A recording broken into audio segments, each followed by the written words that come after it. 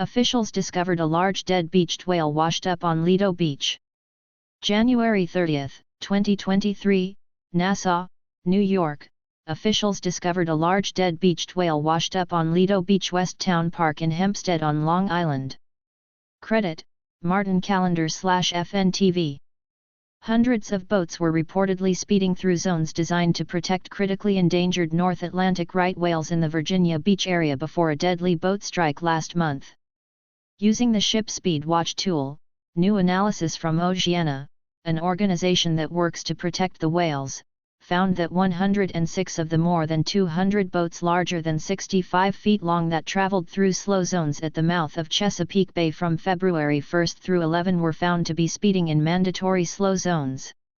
Nearly 7 out of 10 boats traveled above the speed limit of 11.5 miles per hour, through either mandatory or voluntary slow zones, and one boat traveled as fast as 26.7 miles per hour, more than double the speed limit within a mandatory slow zone.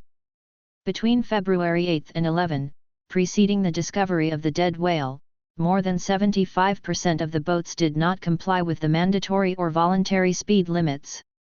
Third dead whale found miles from offshore wind farm in less than a week. A dead endangered North Atlantic right whale is pictured beached on Monday in Virginia Beach, Virginia. The image was captured by Wavy TV via drone flight. A dead endangered North Atlantic right whale is pictured beached on Monday in Virginia Beach, Virginia. The image was captured by Wavy TV via drone flight. Speeding boats and slow-swimming whales are a recipe for disaster, but a preventable one.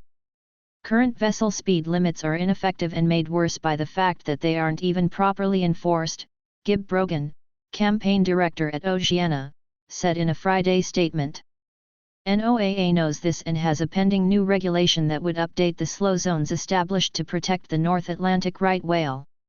NOAA must immediately issue the final vessel speed measures before more whales needlessly die, he said, also specifically calling out Secretary of Commerce Gina Raimondo and National Marine Fisheries Services Assistant Administrator Janet Coit. These speed limits also need robust enforcement and accountability for those breaking the law. These findings come after NOAA said a 20-year-old male North Atlantic right whale was found dead in the surf on Virginia Beach. A beautiful section of the Virginia Beach oceanfront has a sparse crowd today for the start of Memorial Day weekend on May 22, 2020, in Virginia Beach, VA.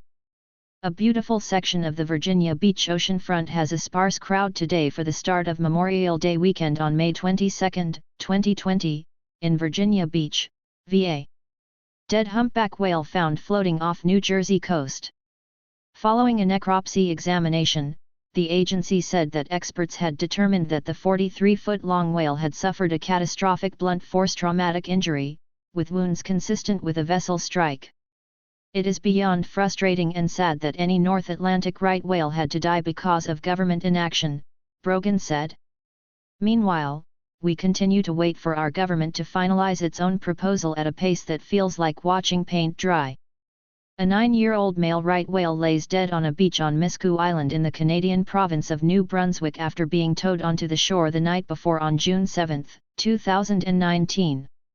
A 9-year-old male right whale lays dead on a beach on Miscou Island in the Canadian province of New Brunswick after being towed onto the shore the night before on June 7, 2019. The endangered North Atlantic right whales are approaching extinction. An unusual mortality event was declared for North Atlantic right whales in 2017. Oceana said there are only around 340 of the endangered whales left in the world and asserted that the timeline of events preceding the whale's death off Virginia Beach provides further evidence that NOAA knew there were North Atlantic right whales swimming in danger and did nothing to protect them from boat strikes. The whale's primary causes of the unusual mortality event are entanglements in fishing gear and vessel strikes in both U.S. and Canadian waters.